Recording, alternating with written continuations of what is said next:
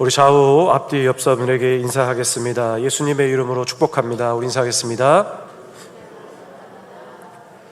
자, 우리 한 번 더 인사하실 때 마지막을 잘 준비합시다. 우리 이렇게 인사하겠습니다.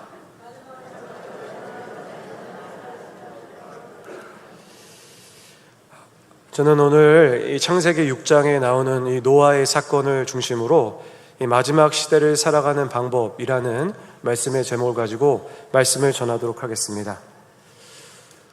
오늘은 제가 여러분들을 위해서 하나 소개해드리고 싶은 책이 있어서 하나 준비했습니다. 이 책은 이 둘로스 선교회와 이 주네임 교회를 담당하고 계시는 김남국 목사님이 쓰신 준비하고 있으라라는 책입니다.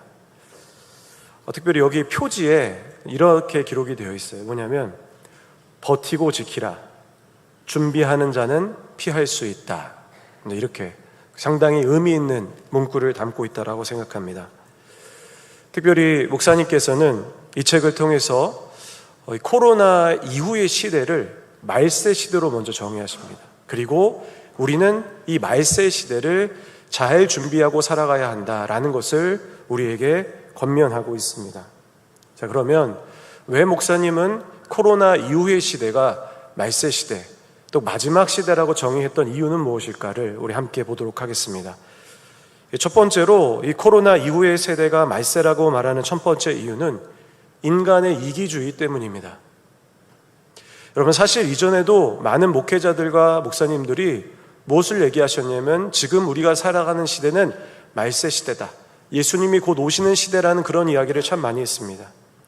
특별히 그에 대한 증거로서 뭘 얘기했냐면 성경에 나타나는 어떤 말세에 일어나는 다양한 현상, 예를 들면 거짓 선지자들이 나타난다든지 자연재해가 나타난다든지 또 환란이 발생한다든지 이런 것을 증거로 들면서 우리가 지금 살아가는 시대가 말세 시대라는 사실을 분명히 이야기하는 거죠. 근데 사실은 여러분, 이것을 듣는 우리의 입장에서는 사실 이것이 충분해 보이지 않습니다. 왜 그러냐면 예수님께서 승천하신 이후로 지금 이때까지 수 없는 환란, 정말 인간이 상상할 수도 없는 끔찍한 환란이 계속적으로 일어났고 자연재해 문제는 더할 날이 없죠. 또한 다양한 환란들이 여러분 지금 우리가 살아온 시대 때 계속적으로 일어나다 보니까 과연 이것이 말세 시대인가라는 그런 생각이 드는 것이죠. 그래서 목사님은 무엇을 얘기하시냐면 코로나 이후의 시대가 말세 시대라는 증거가 있는데 바로 그것은 인간의 이기주의라는 이야기를 하세요. 자, 디모데후서 3장 1절과 4절을 보시면 이제 이렇게 기록을 합니다. 너는 이것을 알라. 말세에 고통하는 때가 이르러 사람들이 자기를 사랑하며 돈을 사랑하며 자랑하며 교만하며 비방하며 부모를 거역하며 감사하지 아니하며 거룩하지 아니하며 무정하며 원통함을 풀지 아니하며 모함하며 절제하지 아니하며 사나우며 선한 것을 좋아하지 아니하며 배신하며 조급하며 자만하며 쾌락을 사랑하기를 하나님 사랑하는 것보다 더하며 라고 기록합니다. 에베소 교회 성도들이 당시 에베소 교회의 이 교회의 목회자였던 디모데에게 이렇게 묻습니다. 목사님, 도대체 말세 시대는 언제입니까? 말세 시대의 징조는 무엇입니까? 라고 끊임없이 이야기해요. 그래서 디모데가 이어의 이야기를 듣고 성도들에게 무언가를 답을 해줘야 되는데 뭔가 명확하지 않았던 모양입니다. 그래서 디모데가 자신이 가장 사랑하고 가장 존경하는 사도 바울에게 편지를 써서 사도 바울 선생님이시여, 도대체 언제가 말세 시대고 말세의 징조가 무엇입니까? 라고 물어봤습니다.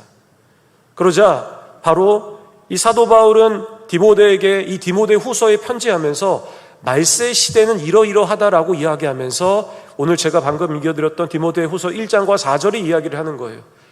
근데 이 전체의 이야기를 한마디로 정의하면 바로 무엇이라고 말할 수 있냐면 인간의 이기주의의 도래라는 거죠. 그러니까 점점점 말세 시대는 이 인간의 이기주의가 끊임없이 더욱더 일어난다라는 것을 이야기하는 것입니다.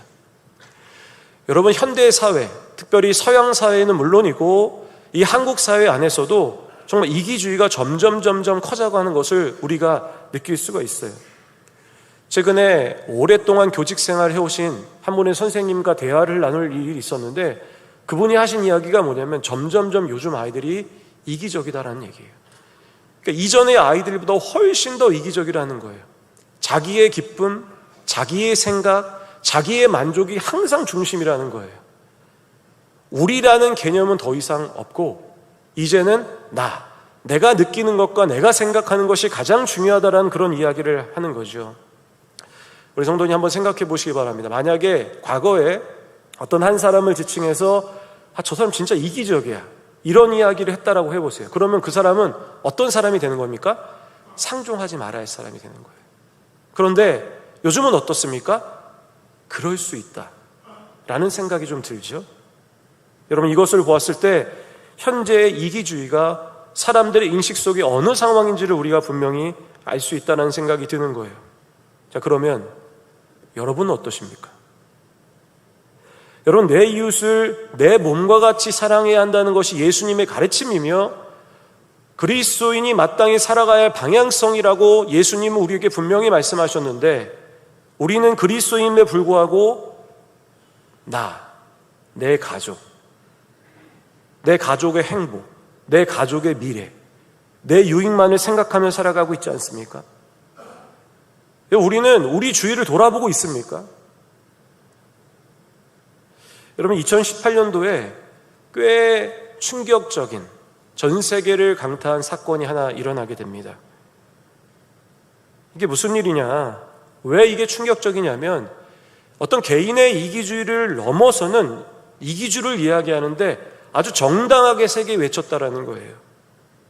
여러분, 이것을 외친 사람이 누구냐? 바로 미국의 45번째 대통령인 바로 미국 대통령 트럼프라고 이야기할 수 있어요.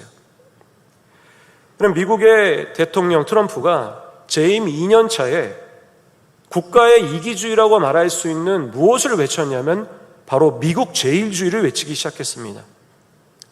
근데 뭐라고 얘기했냐면 이제는 더 이상 전 세계의 이익을 위해서 우리는 일하지 않겠다. 미국은 그렇게 살아가지 않겠다. 오직 미국의 이익만을 생각하는 나라가 되겠다라고 세계를 향해 엄포를 내린 거예요. 그리고 실제로 무슨 일이 일어났냐면 각종 무역을 하는 데 있어서 미국으로 들어오는 모든 물건들은 관세를 점점점 올리기 시작했고, 그리고 미국에서 수출한 물건들을 상대 국가에게 관세를 내리라고 계속 종용했어요. 또한 해외에 파병한 미국 군대들 있지 않습니까? 이 파병한 군대에게 너 비용 더 내라, 나 아니면 저희 떠나겠다. 이익이 되지 않으면 상황 고려하지 않고 모두 불러들이겠다라고 이야기하는 거예요. 그래서 미국의 주둔이 없이는 결코 살아갈 수 없는 대표적인 나라 아프가니스탄 같은 나라는 그 여파로 결국 이 민주주의가 현재 20세기 초반보다 못한 시대로 도래해버린 거죠. 세계에서 가장 강력한 군대와 경제력을 가지고 있었던 미국이 미국 제일주의를 외치자 이 세계에 미치는 파급력은 막강했습니다. 세계의 많은 나라들이 영향을 미치기 시작했죠. 그런데 재미있는 점이 뭐냐면 미국이 2018년도에 외친 그 이후에 일어난 세계의 정세라는 거예요. 미국이 미국 제일주의를 외치자마자 유럽의 몇몇 강대국들이 미국과 똑같은 이야기를 이야기하기 시작해요. 우리도 우리가 제일주의인 나라의 정책을 피겠다. 국민들이 어떻게 반응했습니까? 지지하기 시작했어요. 그 지지자들이 늘어나기 시작한 거죠. 아마도 국가 이기주의를 외쳤던 나라들이 세계에 영향력 없는 아주 약소국이었다고 한다면 사실 그 일은 별일이 아니었을 거예요. 그러나 세계에서 아주 큰 힘을 가지고 있던 나라들이 그 이야기를 외치자 그 영향력은 막강했고 지금의 시대에도 그 영향력은 절대적으로 미치고 있다는 사실이라는 것입니다. 한 신문사의 칼럼을 읽다 보니까 인간의 이기주의는 이 자본주의의 일종의 폐해로 보기도 한다는 거예요. 왜냐하면 어떤 근거를 드냐면 경쟁 사회 속에서 이기심은 절대적 필수적 조건이라는 거죠. 어쨌든 어떤 이유든 간에 사람들의 사회 안에서 여러분 지금 우리 시대 속은 점점 이기주의가 늘어나고 있다는 거예요. 두 번째로 이 코로나 이후의 시대가 말세라고 말하는 두 번째 이유는 뭐냐면 코로나가 전 세계에 발생된 최초의 재앙이라는 거예요. 여러분, 전 세계의 사람들이 코로나를 두려워하기 시작했어요. 왜 그러냐면 이 자연재해가 세계 모든 곳에 미치지 않은 곳이 없기 때문이라는 거예요. 여러분 AD 14세기에 유럽에 불었던 흑사병 사건 기억하실 것입니다. 그다음에 유럽 사회에 일었던 이 흑사병이 당시에 얼마나 많은 사람을 죽게 했냐면 2천만 명이라는 사람을 죽게 했습니다. 그래서 그 영향은 막강했어요. 끔찍한 일이 아니겠습니까? 그런데 이 흑사병이 매우 큰 재앙임에도 불구하고 그래도 사람들이 두려워하지 않았던 이유는, 일부의 사람들이 두려워하지 않았던 이유는 뭐냐면 이 흑사병의 범위예요. 이 범위가 어디에서 미쳤냐? 유럽과 일부 아시아 국가들에 제한되었다라는 겁니다. 여러분 필리핀의 쓰나미도 매우 두려운 사건 아니겠습니까? 이것이 우리나라에 일어났다고 생각해 보세요. 두렵지 않겠습니까?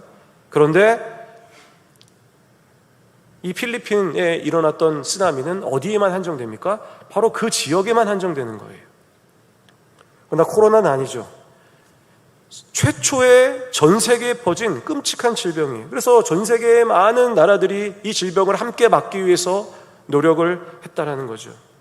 여러분 이런 측면에서 하나님 말세 시대에 전 세계 모든 땅에 도래할 하나님의 재앙, 그 심판이 바로 이 코로나가 일종의 신호와 같은 역할을 한다라고 보는 거예요. 예수님은요 재림하실 때 이전과는 다른 모습을 보이실 겁니다. 심판자로 오신다라는 거예요. 그날이 도래함을 이 코로나는 보여준다고 이야기를 하는 것입니다. 사랑하는 성도 여러분, 우리가 그리스도인으로서 지금 현재의 시대를 살아가는으로써 우리 가슴속에 깊이 새겨야 될 것이 무엇이냐면 예수님이 다시 오신다는 거예요. 여러분 그것이 내일이 될 수도 있고 모레일 수도 있고 오늘이 될 수도 있는 거죠. 언제 예수님 오실지는 아무도 말할 수 없는 것입니다. 마태복음 24장의 말씀을 보면 이렇게 기록합니다. 그때 인자의 징조가 하늘에서 보이겠고 그때 땅의 모든 족속들이 통곡하며 그들이 인자가 구름을 타고 능력과 큰 영광으로 오는 것을 보리라. 예수님은 분명히 말세 시대에 이 말세의 모든 징조가 끝나고 내가 다시 오겠다, 이 모든 열방 가운데 오겠다라고 분명히 우리에게 말씀하셨어요. 계시록 22장에 보면 뭐라고 말씀하십니까? 보라, 내가 속히 오리니 내가 줄 상이 내게 있어 각 사람에게 그가 행한 대로 갚아주리라. 오실 때는 우리가 이 땅에 어떻게 살았는지의 모습을 보면서 내가 다 갚아주겠다라고 이야기하시는 거죠. 예수님 분명히 오십니다. 어떤 사람들은 예수님의 오심, 특별히 재림이라는 단어에 마치 교회에서 하는 이야기가 잘못된 가르침이라고 생각하는 분들이 계세요. 이단적이라는 생각을 하시는 분들이 계시는 거죠. 사람들이 이렇게 생각하게 된 배경은 무엇입니까? 일부 이단 지도자들이 잘못된 가르침을 통해서 사람들을 미혹했기 때문 아니겠습니까? 대표적인 사건이 무엇입니까? 5대양 집단 자살 사건, 1992년 10월 28일 휴거라고 외쳤던 다미선교회. 여러분 예수님의 재림을 마치 이단적인 요소로 아주 바꿨던 아주 나쁜 사람들이라고 저는 말할 수 있다고 생각합니다. 그러나 여러분 예수님이 이 땅에 오심의 사건은 절대로 이단적 요소가 아니에요. 예수님은 분명히 오시죠. 예수님이 이 땅에 오심은 우리가 반드시 가슴에 새겨야 할 일이라는 거죠. 만약에 우리가 예수님의 재림의 사건을 이건 잘못된 가르침이고 이단적인 가르침이라고 여긴다면 여러분 이것은 우리가 하나님의 말씀을 무시하는 사람이 되는 거예요. 인정하지 못하는 사람이 되는 거라는 거죠. 몇 년, 몇 월, 며칠에 오실지는 누구도 알 수 없지만 예수는 분명히 오십니다. 사랑하는 성도 여러분, 예수님의 다시 오심을 준비하며 살아가신 성도님 되시기를 예수님의 이름으로 축원합니다. 만약에 그렇지 않는다면 하나님이 그의 사랑하는 백성들에게 준비하신 하나님 나라를 결코 소유할 수가 없는 거예요. 영원하지 않은 이 땅의 삶을 남들보다 조금 더 편하게 좋은 것 가지고 좋은 곳에 산다 한들 영원한 것을 소유하지 못한다고 한다면 여러분 무슨 소용이 있습니까? 그러므로 우리는 깨어 준비하시기를 간절히 축원합니다. 자, 그러면 우리는 이제 이런 질문을 할 수가 있죠. 예수님은 분명히 다시 오시고 그러면은 우리가 그리스도인으로서 무엇을 준비하며 살아가야 하는 것인가? 제가 그 부분에서 말씀을 드리고 말씀을 마치도록 하겠습니다. 에서론에게서 이야기 드렸던 이 준비하고 있으라의 저자이신 김남근 목사님은 아마 우리가 죽고 나서 후손들은 이 세상의 시대를 두 개로 나눌 거라는 이야기를 하셨어요. 첫 번째는 뭐냐면 코로나 이전 시대, 그리고 코로나 이후 시대. 그만큼 코로나가 우리에게 굉장히 큰 사건이라는 거죠. 그런데 성경에 보면은 성경에도 이 세상의 시대를 크게 두 가지로 나눌 수 있는 어마어마한 사건이 하나 나타납니다. 그게 무엇이냐면 노아의 홍수 사건이에요. 여러분, 노아의 홍수 사건과 코로나 바이러스와 유사점을 찾는다고 한다면 바로 전 세계에 내리신 하나님의 심판이라는 거죠. 그런 측면에서 바로 우리는 이 노아 사건을 통해서 이 코로나 이후의 시대, 즉 마지막 시대를 살아가는 우리가 어떻게 살아가야 하는지에 대한 나름의 교훈을 준다라는 생각을 할 수 있습니다.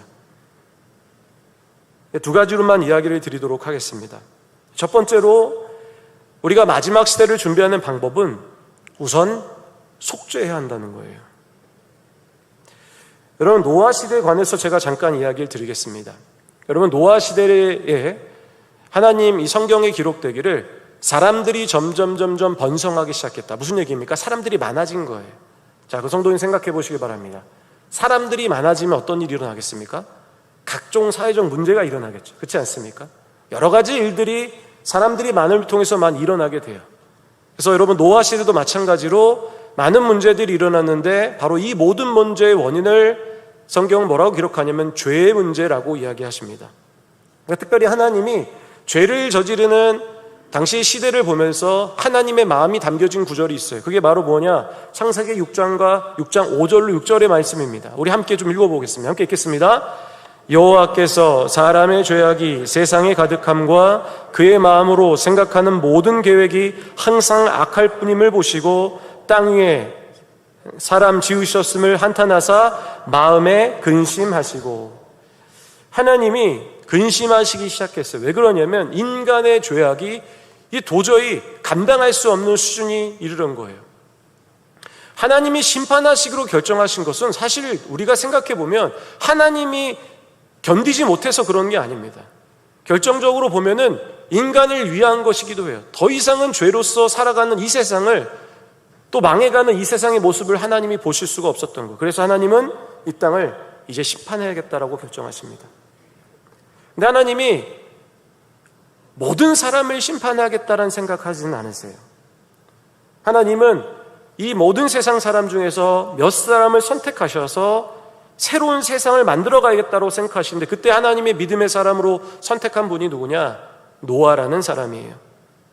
하나님은 노아를 부르십니다. 그리고 노아에게 명령하세요. 방주를 지으라는 거예요. 그림 보여주시겠습니까? 아마도 이런 모습 아니었을까 생각이 들죠. 여러분, 입체적으로 한번 보시라고 제가 그림을 보여드렸는데, 근데 여러분 실제적으로는 훨씬 더 규모가 클 수 있어요. 왜냐하면 규모가 무려 세로 길이가 137m, 약 137m, 가로가 23m입니다.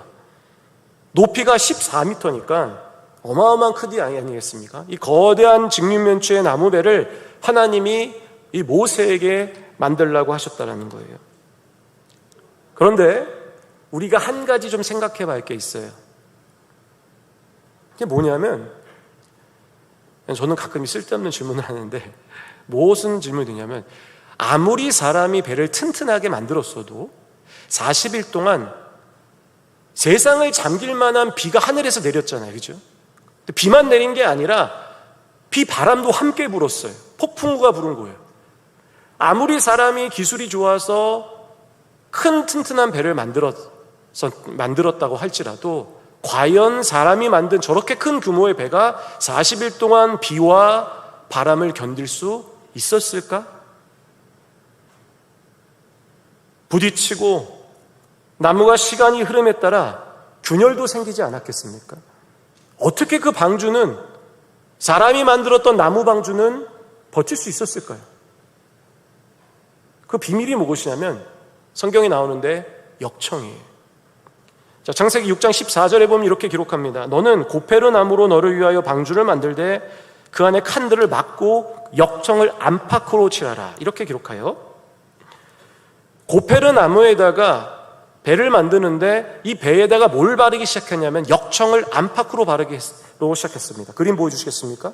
여러분, 역청이 뭐냐면 쉽게 말하면 자연에 있는 아스팔트 같은 겁니다. 다음 그림 보여주시겠습니까?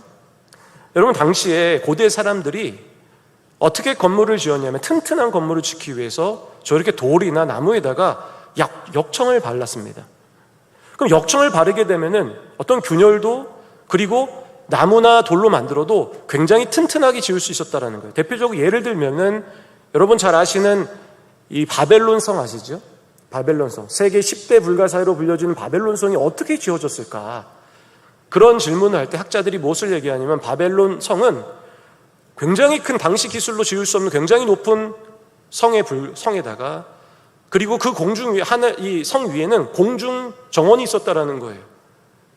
이것이 가능했던 이유는 무엇이냐? 바로 이 건물에다 역청을 발랐으니까 가능했을 거라고 학자들은 추측을 한 거예요. 그만큼 역청이라는 것이 중요한 거죠. 여러분, 재밌으십니까? 재미없으세요? 전 재밌습니다. 근데 더 재밌는 게 있어요. 자, 뭐가 재밌냐면 이 역청의 원어적 의미예요. 여러분, 역청의 히브리어가 뭐냐면 코페르라는 단어인데, 이 코페르가 이사야 43장 3절에 쓰였습니다. 자, 한번 찾아보세요. 읽으시면서 제가 읽을 테니까 여러분 이거 한번 찾아보세요. 여기 역청 코페르가 어떤 단어일까 한번 생각해 보시기 바랍니다. 제가 읽겠습니다. 대전하는 여호와 내 하나님이요 이스라엘의 거룩한 이요 내 구원자임이라. 내가 애굽을 너의 속량물로 구수와 스바를 너를 대신하여 주었노라. 자, 여기서 코페르는 무슨 단어일 것 뭐라고 생각하십니까? 그렇죠. 네, 눈치가 아주 빠르세요. 바로 속량물입니다. 여러분, 코페르는 속전, 속죄를 의미하고 칠하다라는 단어에서 유래했어요. 그래서 안팎에 칠하라는 것은 속죄하다, 사하다로 번역된 겁니다. 즉, 하나님께서 방주의 역청을 안팎으로 바르라는 것은 영적인 의미로 보았을 때 우리에게 무엇을 얘기하는 거냐면 속죄를 상징하는 거예요. 여러분, 방주가 어떻게 무너지지 않았냐? 40일 동안 튼튼하게 지어졌을 이유가 뭐냐면 방주에 역청을 발랐기 때문이라는 거예요. 여러분, 우리가 우리의 구원의 방주를 우리에게 기쁨과 또 안전하게 띄우기 위해서 결정적 원인은 무엇이냐면 역청을 발라야 되는 겁니다. 무엇입니까?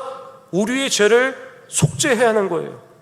여러분, 마지막 시대를 준비하는 방법이 뭐냐면 우리의 죄를 속죄하는 것이에요. 그러나 이 부분이 참으로 감사한 게 뭐냐면 하나님이 자신의 독생자 아들 예수 그리스도를 보내주심으로 이미 해결하셨어요. 히브리서 9장 12절에 보니까 이렇게 기록하죠. 히브리서 9장 12절입니다.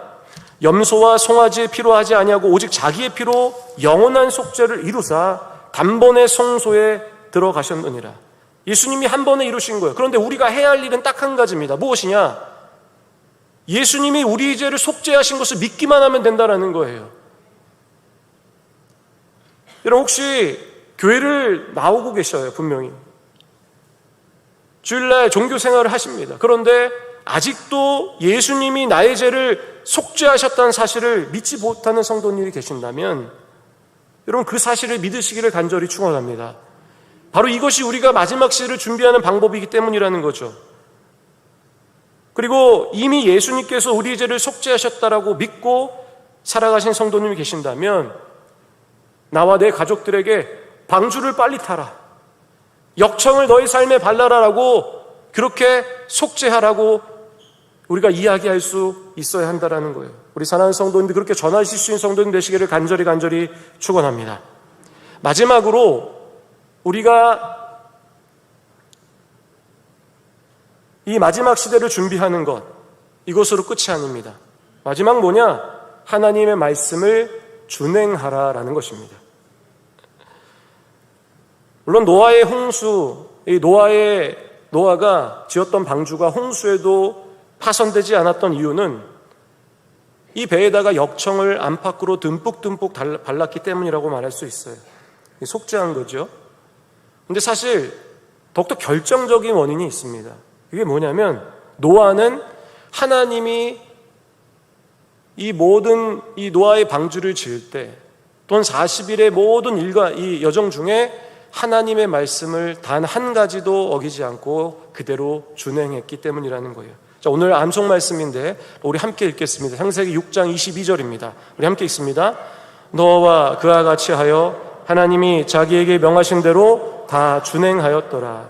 노아가 40일간의 폭풍을 역청을 바른 배로 버틸 수 있었던 이유는 무엇인가?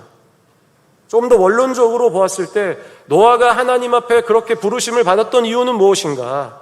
이것을 우리가 생각해 본다면 하나님이 그것을 다 가르칠 수 있었어요. 어떻게 하면 너희가 버틸 수 있는지, 방주는 어떻게 짓는지, 방주에서 어떻게 살아가야 하는지, 40일을 어떻게 버틸 수 있는지 다 가르쳐 주신 거예요. 이유 무엇입니까? 하나님 말씀을 그대로 했기 때문에 그랬어요.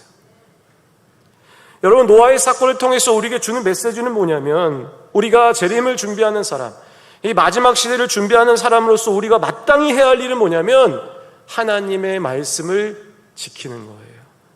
말씀을 배우고 가슴에 새기는 것으로 끝이 나라는 얘기가 아닙니다. 말씀을 실제로 지키며 살아가라는 거예요. 이게 예수님을 믿는 사람이 예수 그리스도의 재림을 준비하는 방법이라고 우리에게 이야기하는 거죠. 여러분, 왜 우리가 하나님 말씀 지켜야 합니까? 축복 받으시려고 합니까?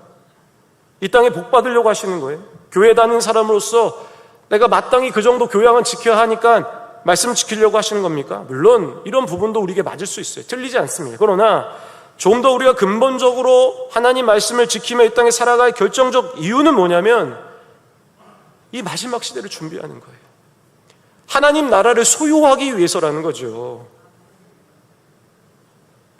여러분, 오해하지 마실 거예요. 뭐냐면 구원은 분명히 믿음으로 얻는 게 맞습니다. 그러나 우리의 믿음이 유지되고 우리의 믿음이 생명이 있고 이 믿음이 하나님 나라까지 도달하기 위해서는 우리의 삶의 실천이 필요한 거예요.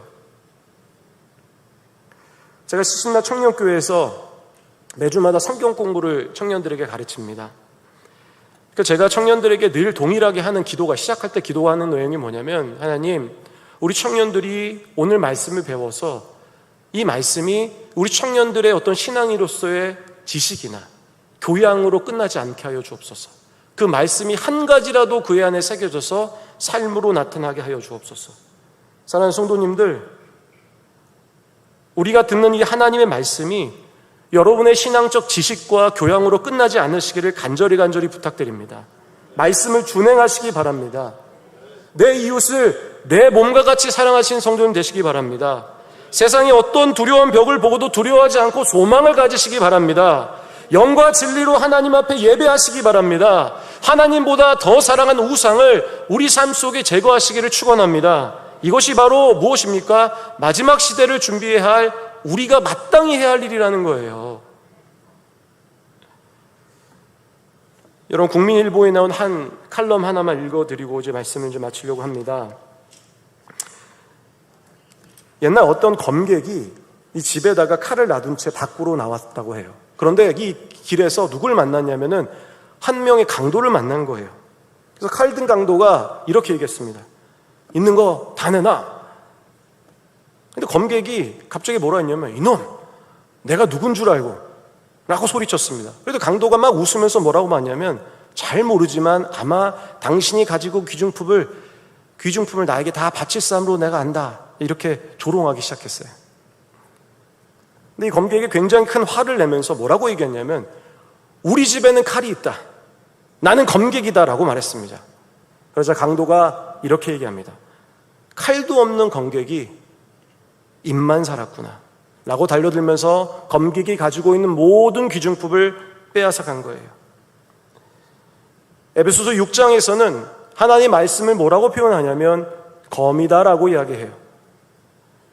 여러분, 이 칼럼을 쓴 사람이 무엇을 이야기하고 싶었냐면, 말씀을 깨달았으나 삶에 적용하지 못하는 성도는 마치 칼을 놔둔 검객과도 같다라고 이야기하는 거예요.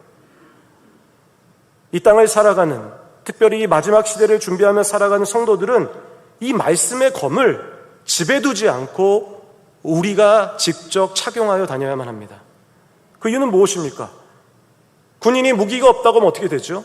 전쟁을 못하고 그저 패할 수밖에 없는 것이기 때문이죠. 여러분, 우리는 이 시편 78편 9절의 말씀을 저는 분명히 기억해야 된다고 생각합니다. 우리 마지막 말씀인데 함께 읽겠습니다. 에브라임 자손은 무기를 갖추며 활을 가졌으나 전쟁의 날에 올라갔도다. 여러분, 우리가 이 말씀을 들으면서 깨달아야 될 것이 뭐냐면 내가 에브라임이 자손이 아닌가를 생각해야 하는 거예요. 칼과 활은 있는데 사용하지 못하는, 집에 두고 온 한 명의 사람은 아닌가, 전쟁을 치르지 못하고 매번 패하는 그런 사람은 아닌가를 우리는 분명히 생각해야 되는 거죠. 여러분, 에브라임은 우리는 아닙니까? 사랑하는 성도님들, 우리 모두가 이 마지막 시대를 준비하는 자들로서 말씀을 듣고 지식과 교양으로 끝나시면 안 돼요. 오늘 예배를 마치고 나서 오늘 목사님이 설교하는데 역청이 속죄래, 이렇게 이야기하고 교양은 끝나는 게 아니라 오늘 말씀이 여러분의 삶으로 나타나시기를 간절히 축원합니다. 말씀을 정리하겠습니다. 여러분, 우리는 언제 예수님이 다시 오실지 알 수 없어요. 만약에 그것을 안다라고 말하는 자가 나타나면 분명히 그는 이단이고 잘못된 가르침을 가르치는 사람일 것입니다. 그러나 분명한 것은 우리가 성경에 나온 이야기처럼 예수님은 어떻게 오신다고 했냐? 예수님의 재림은 도둑과 같이, 도적과 같이 온다라고 하셨습니다. 어떤 도적도 내가 언제 물건을 훔치겠다라고 말한 적이 없죠. 그러기에 우리는 예수님의 언제 오심을 우리는 절대로 알 수가 없는 거예요. 그러기에 우리는 항상 깨어있어 마지막 시대를 준비해야만 하죠. 사랑하는 성도님들, 여러분이 권면드립니다. 여러분의 죄를 속죄하시는 예수 그리스도를 믿으시기 바랍니다. 또한 여러분, 하나님의 말씀을 여러분의 삶으로 적용하고 여러분의 가정과 여러분의 직장과 여러분 일터에 나타내시기를 간절히 축원합니다. 이것이 바로 하나님의 나라를 소유한 백성들이 이 마지막 시대를 살아가는 유일한 방법입니다. 여러분, 오늘 우리 예수님 말씀이 깊이 우리 가슴에 새기시고 이번 주 한 주도 말씀으로 살아가시기를 간절히 축원합니다. 기도하겠습니다. 하나님 아버지, 고맙고 감사합니다. 하나님, 우리가 마지막 시대를 준비하는 자가 이 땅에 어떻게 살아가야 하는지를 오늘 말씀을 통해서 배웠습니다. 깨어있게 하시고 하나님, 우리가 살아있는 믿음이 되기를 원합니다. 하나님, 예수를 우리가 구원자로 믿으며 말씀을 우리 지식과 교양으로 끝내지 아니하고 우리 삶으로 드러낼 수 있는 우리 사랑하는 성도님의 삶이 될 수 있도록 도와주시옵소서. 감사드리며 예수님의 이름으로 기도했습니다. 아멘.